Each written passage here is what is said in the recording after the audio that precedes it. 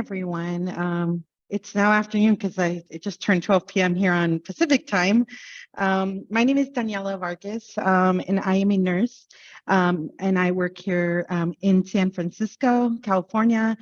And so today our topic is in regards to the Nursing Code of Ethics and the ethical implications that it has on racism, both on us as a profession, but also on the communities that we serve.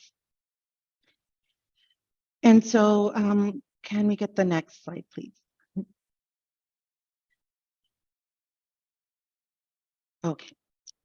And so in the chat box, if you can all please just kind of give me a kind of a pulse check here of like, when did you in your nursing education have you come across the Code of Ethics? Like, when was that first moment that you were introduced to the Code of Ethics?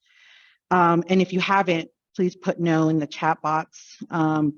Also, if you've ever used the code in another setting, where have you used it?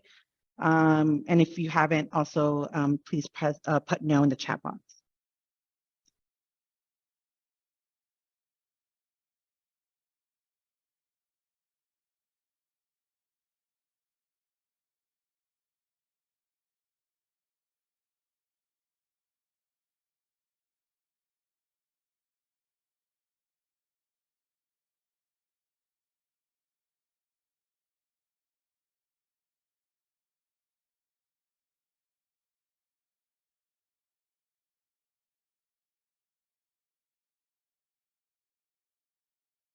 Okay. Well, thanks everyone for participating in that. It's really great just to kind of see where people are. Some people have been introduced to the Code of Ethics to some extent. In my experience, though, most nurses may have heard of the Code of Ethics, but may have not really gone through the entire Code of Ethics and read it, which is a very different scenario, right? And so today we're just going to be going over some of the ethical implications that support anti-racist work. But I'm going to go ahead and also put the Code of Ethics here in the chat box. It's free on the ANA website, so anybody can access it at any point. I actually have my Code of Ethics with me at all times. I make sure I have it with me. I have the one with the interpretive statements here today. It's a little blurry, but I carry it with me just because I just never know when I need to reference it, but it's a really great tool. I always encourage for people to actually have a hard copy just because it's really useful. But let's go ahead and advance to the next slide. And so many times nurses are introduced to ethics by the 4 principles that you see here: autonomy, beneficence, non-maleficence, justice. And so these and at least in my experience, when I was first a nursing student, and these were the principles that were first put up on the board. And so most people don't know that these ethical principles belong to just bioethics principles created by Bella Childress back in 1979. And they created the 4 principles, which is the respect for autonomy, non-maleficence, beneficence, and justice. And so many times in my experience, I've been in presentations where this is like the first thing. They're like, this is the ethics. And we're like, there's more to it. But again, these are all, aspects and principles that we can follow to ground us into what we have as our nursing code of ethics. Next slide, please. And so that's the most current book right now for Bella Childress. The last update was the 7th edition, published in 2012. And again, it's what most healthcare professions use as the core of their ethical and moral reasoning in healthcare. Next slide. And so there is a long history of the Nursing Code of Ethics. And so I like to call it the code. And so I want to start off by talking about the code as the social contract that we as nurses, when we first enter the profession, this is what we signed up for. And that begins on the first day when we enter the classroom in nursing school. And from that point on, this is used to outline how we treat each other, how we act, why we do what we do as nurses in whatever sphere that we're in and whoever we encounter in the communities that we serve. So let's start off with the initial code. It was started in 1950, and so the code of it was a code for professional nurses. At this point, there was no interpretive statements that came with it, but it was published in the American Journal of Nursing with some pieces that went along with the code of professional nurses.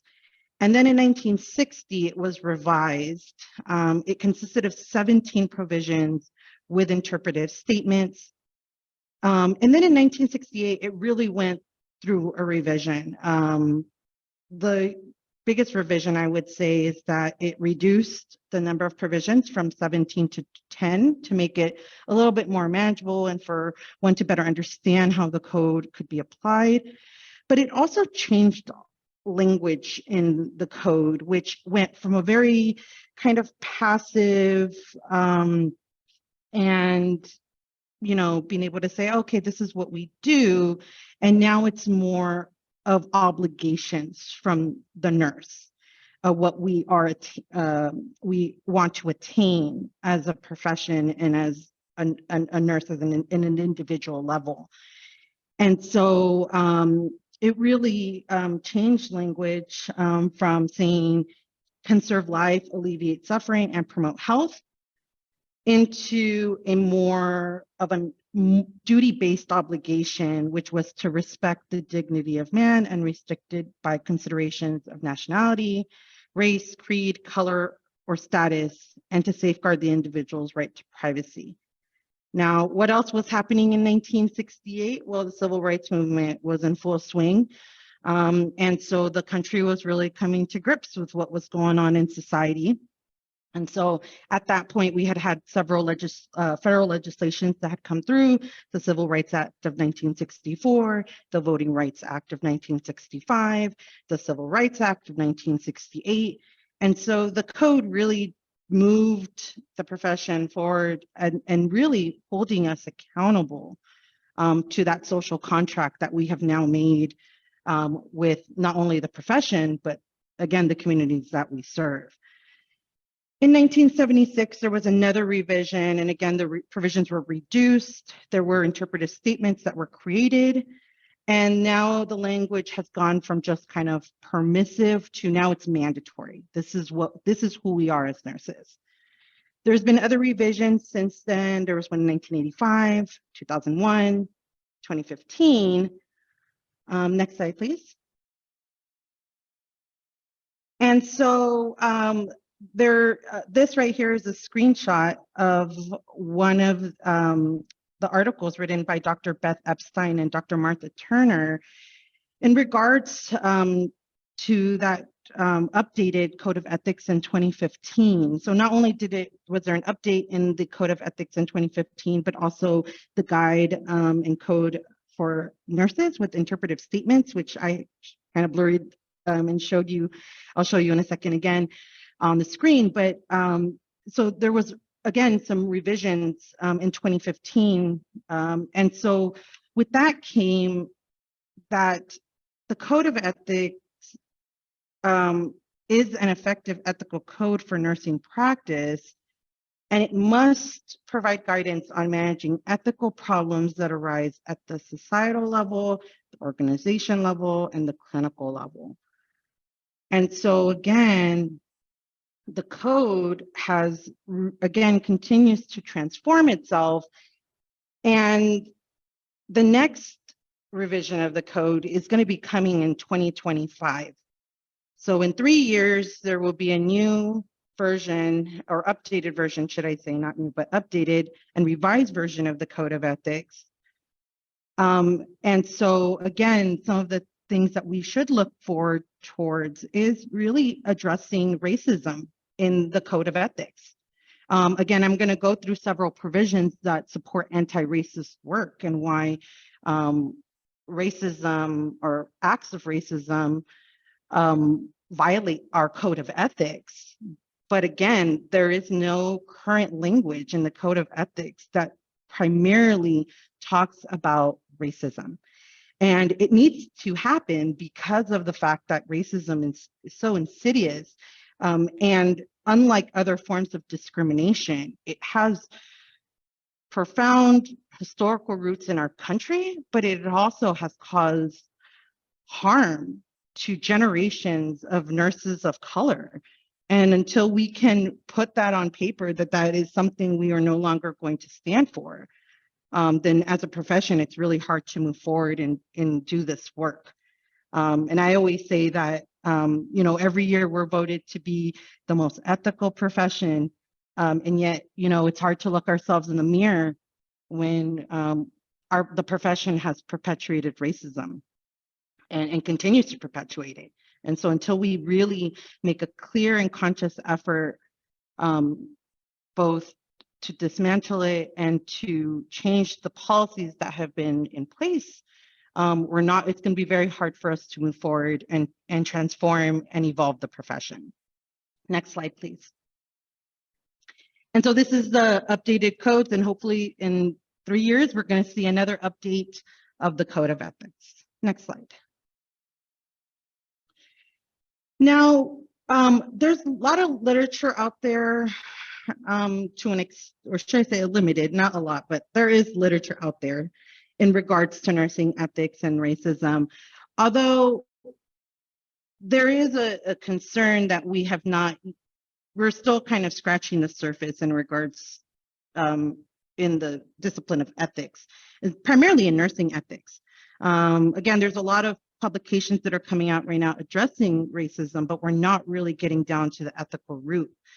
And so those are opportunities for discovery and for nurse ethicists and bioethicists to discover.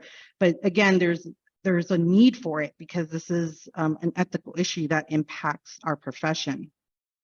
Now we have a picture there all the way to the left. Maya Shaha wrote that in 1998. And then some of these other articles have come up from the side of bioethics and healthcare. Next slide, please. And then we have these articles here that came through the Society of Bioethics and Humanities Journal in 2016. Next slide, please.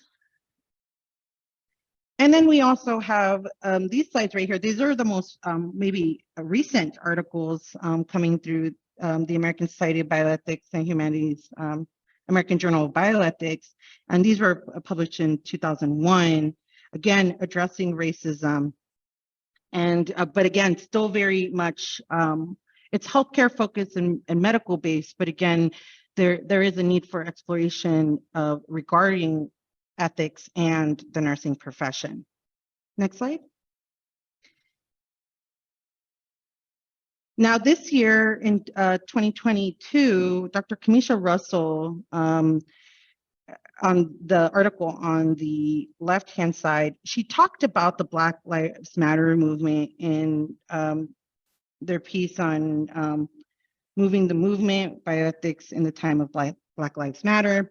And in this article, Dr. Russell made it clear that racism is a bioethical issue, and it impacts so many structures, including healthcare, which is why I say that nurses are even more posed to dismantle it and pushing anti-racist practices and policies forward, because again, we make up the largest healthcare group in healthcare.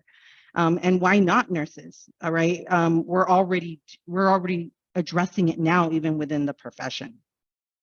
The article right beside it was written by Dr. Jennifer Russell out of UCSF, and she calls out the lack of bioethical work that still is limited and limits the conversation in bioethics, and how it has historically ignored issues around racism, particularly from Black bioethicists since the 1980s.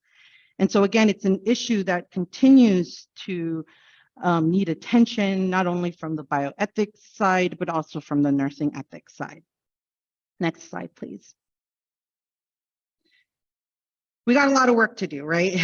So in 2015, again, there was a revision of the Code of Ethics. And so I just want to go over some of the provisions that, do support our work in moving anti-racist practice and policies forward. And so those provisions are provisions 1, 5, 6, I'm sorry, 1, 5, and 9. And so I've particularly chosen specific provision sections in the provisions to discuss in our discussion today. But I also continue to suggest that there is an opportunity for another provision. I know we went down to 9 to kind of scale it back, but I think it's time for provision 10, which primarily addresses racism in nursing.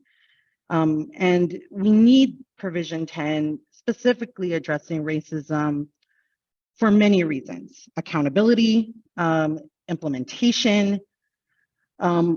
Many times, healthcare institutions or academic centers or just different places where we all practice really do want to follow the Code of Ethics. And so I think that once we get into the Code of Ethics and really make racism more explicit, then we can use that as a vehicle to be able to make both radical and profound change in the profession and in the spaces that nurses work and serve in. Next slide, please. And so provision 1 really goes over just the more basic human rights that we all want to have as humans. And so provision 1 tells us that the nurse practices with compassion and respect for the inherent dignity and worth and unique attributes of every person. And I like to go to 1.5. Next slide, please. And the reason why is because this one is in regards to the relationships that we have with each other and others. And so when we look at provision 1.5, in here, it tells us that we should be treating each other with dignity and respect. But of course, that's not what's happening when nurses experience racism. And so racism appears in the many ways that discrimination does, but it's kind of like the next level as well, because you're doing it based on the color of someone's skin and by their appearance. Other forms of discrimination sometimes aren't as apparent, but I can't hide my skin. When I show up, I'm a brown woman, and that's the first thing people see. And so with racism, when nurses are hurt, there's just no way of preventing that harm when it's already been done. And so we need to understand that this Code of Ethics, even this one provision, when racism is taking place against a nurse, it destroys our profession. It's breaking us. And until we can really say that this is what we're going to do with one another, it's really hard to look our next generation coming through school and say that this isn't going to be any better if we can't change what's happening internally within the profession now and has been said and vocalized by many of our ancestors. And so again, this one provision right here should really kind of give us a pause to think, right? Are we really causing harm to nurses? Are we causing harm to our profession? Next slide, please.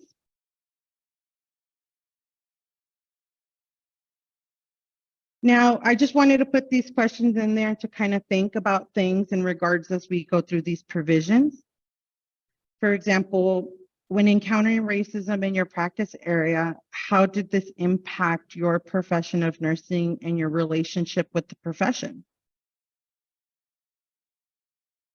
In regards to provision 1.5, do you ever feel that you've been violated in your experiences when you have felt racism?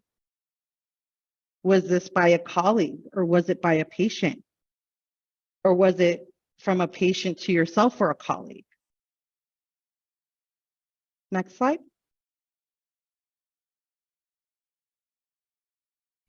So the National Commission to Address Racism in Nursing came up with a definition for racism.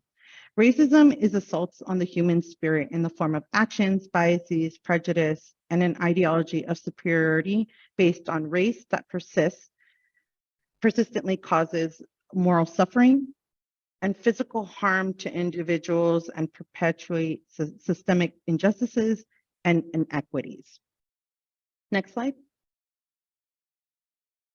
So let's go to provision 5. Provision 5 tells us that the nurse owes the same duties to self as to others, including the responsibility to promote health and safety, preserve wholeness of character and integrity, maintain competence, and continue personal and professional growth. Now, I've decided to highlight 3 sections of the provision. So let's go to the next slide. And the first one is in regards to just the moral worth and dignity of all human beings. And it's really hard for us to say that this is what we're doing to ourselves and for others when we have nurses out there who are saying, I'm experiencing racism in different facets of, again, the areas that we are practicing in.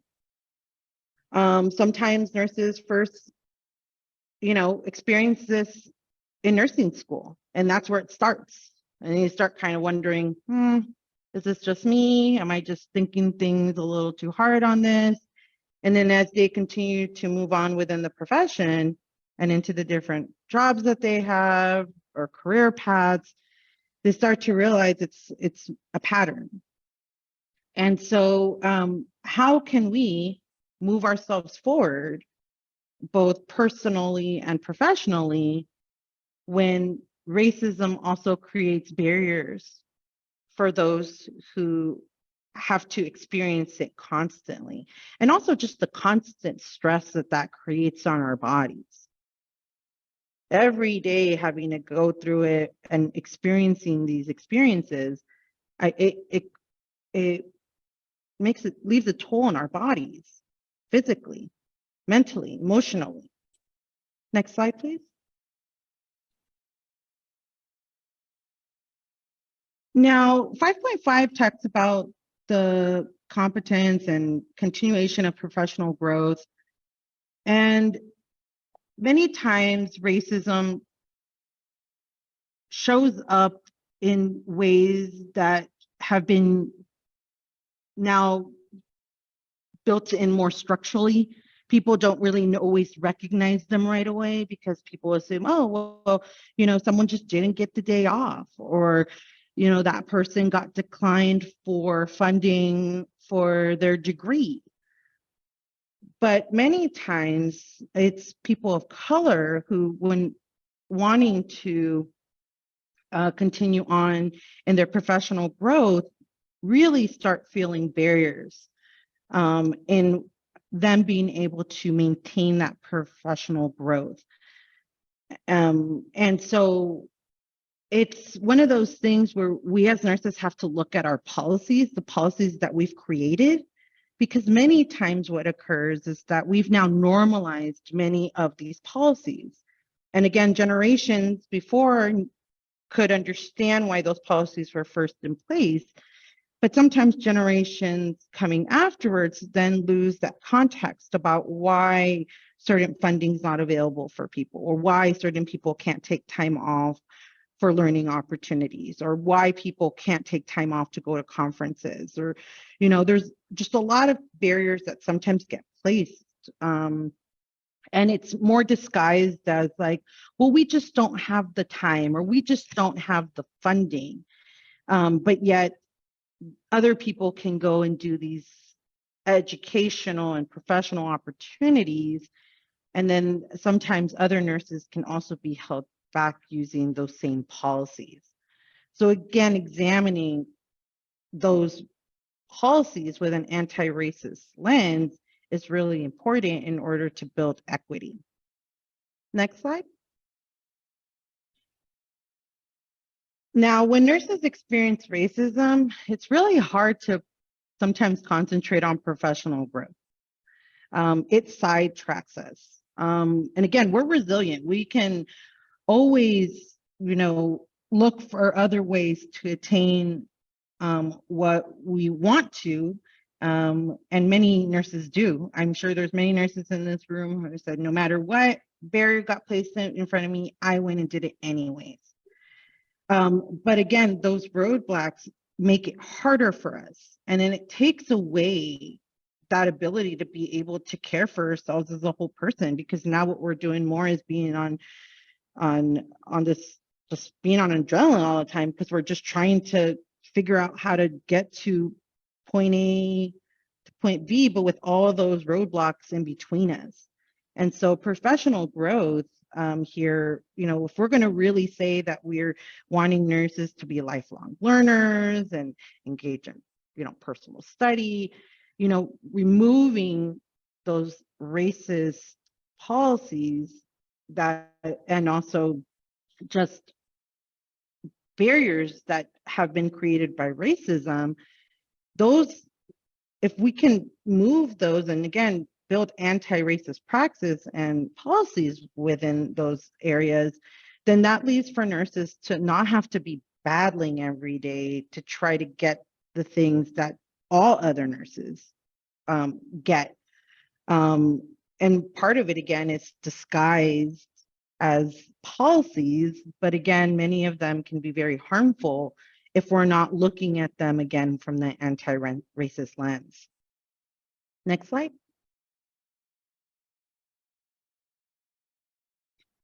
So how has racism in nursing and society impacted your professional and personal growth? Is there structures that you can identify that impact your practice and violate Provision 5 in your experiences? Can you identify systems or policies that allow racism to persist?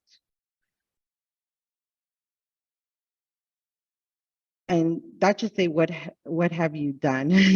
What have you done to accomplish, to move forward and progress despite the racism that you have faced? Next slide. So let's talk about Provision 9. Now, Provision 9 asks that the nursing profession must articulate nursing values and maintain the integrity of the profession and integrate social justice into all aspects of nursing and health policy. And so all of the 4 provision sections in Provision 9, I think, are important. So let's start off with Provision 9.1. Next slide. And Provision 9.1 states that it's essential for the profession to collectively engage in discourse that supports ongoing self-reflection and provides self-analysis and evaluation so that language that is selected speaks on behalf of the nursing profession, its values and its ideals. And so this provision asks for the interpretation of the role of the nursing profession to act in solidarity and to allow for the profession to influence social change. As we continue to work as a commission, we need to make sure that, again, social justice is at the core of our nursing profession, and it's touching every aspect in healthcare that we touch. But again, when racism is occurring, unlike other forms of discrimination, racism really injures that human spirit. There is a profound impact that is left on a nurse who has a racist experience. And sometimes it's not just one time, it could be many times. And again, that compounded stress that nurses feel, that gets heavy. And if we need to as individuals, right, we're represented by professional associations and organizations. And so this is not just the work of us as nurses individually. We are going to do this in the work in the spaces that we're in, but it's also the responsibility of professional associations and organizations to really start making a firm stance on it, but also looking again at their policies, at what they do as organizations and associations. And many times some of them will say, well, we don't really need to address anything. We're fine. But many of the members that belong to them would probably say otherwise. Because many times some of those values, right, that the Code of Ethics is asking us to do, sometimes are playing out in real time, where you have nurses who are experiencing racism within these organizations or associations, and sometimes being either forced out or being prevented from being able to get recognition for the work that they're doing. And so again, it's not just, I made a statement and we're done.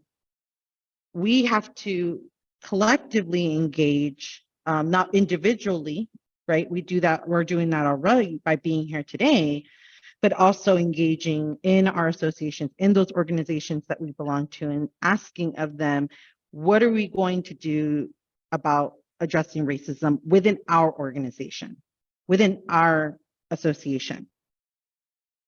What do we need to do to be better? Next slide.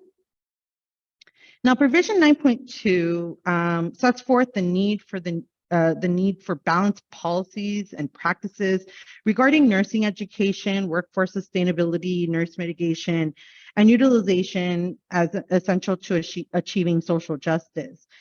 And so it's really important for us to also look at many of these policies and practices. And part of it is because, again, there has been racism baked into some of these policies and practices, which have been normalized for a long time. And many people have said, oh, well, that's how we've always done it. But the reason it's been the way we've always done it was because there's a certain group of people who always benefit from it. And so we also have to take a look at these policies and practices, and again, look at them from an anti-racist lens and start to say, this policy, this practice is harmful. It's harmful to not only the profession, but it's creating issues with people being able to enter the profession. I mean, we can look at the numbers for nursing education. AACN puts them out yearly, and some of those numbers don't change. They've been the same for several years, if not decades. I think we'll have Keith's ticket off if that's okay. And so it's important for us to, again, take a look at this because it does. We certainly have noticed some trends toward because it does impact the makeup of our profession.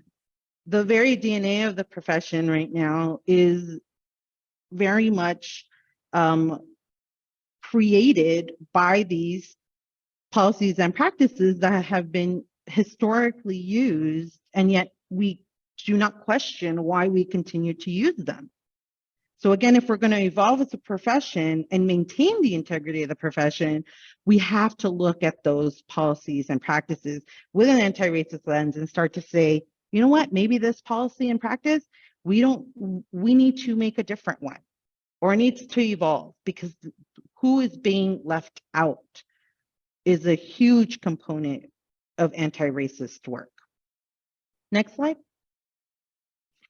Now, provision 9.3 encourages that all nurses through organizations and accrediting bodies involved in nurse formation, education, development, to firmly anchor students in nursing professional responsibilities to address unjust system structures, modeling the nursing profession's commitment to social justice.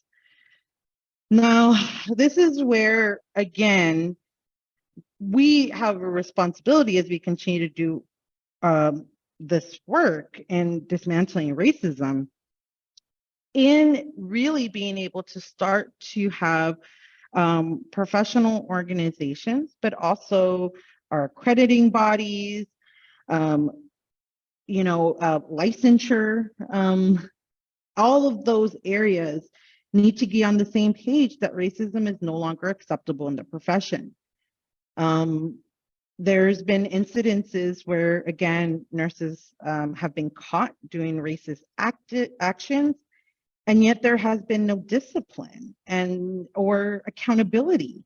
And so, as a profession, we can't continue to let that happen. At some point, right, we have to take a look and say, are we truly practicing what we're saying here in the Code of Ethics if we continue to allow nurses to keep harming other nurses or harming other communities? And so there has to be a sense of accountability. And so, again, there has to be a large conversation within our accrediting bodies in regards to who we are now and things that we will no longer tolerate in the profession. Next slide. Finally, provision 9.4 requires that all nurses use their collective voices to participate and engage in political discourse, especially when it comes to addressing legislative and regulatory concerns that affect public health and the nursing profession. And so again, we want to make sure that we are using this particular core because, again, many of the things that impact us impact the health policy that affects our nation. And so again, some of the issue with racism in nursing and addressing racism in nursing is not just something that impacts us in a silo. Like, we're not the only ones that are impacted as a profession, because again, we have more than 2 million nurses practicing in the United States. And so every nurse that touches any of those ecosystems that we all move through leaves a profound impact on, again, the profession, the individual, and then also the communities that we serve. And so we want to make sure that we're using our voices to say we are no longer going to tolerate racism in this profession. Next slide. And so in 2022, do you feel that Provision 9 calls for nurses towards anti-racist practice and policies? How? How has it fallen short? Do you feel that any of the provisions aren't being followed or implemented in your current setting? Next slide. And so, as I mentioned earlier, there will be a revision of the code in 2025. And I have, for a while now, suggested that Provision 10 will need to be added. And it just means that the nursing profession must evolve the language to talk specifically about racism and the impacts that it has on patients, communities, and within the profession. And it has to be explicit so that we can understand and, again, hold people accountable for those who continue to perpetuate racism. Next slide.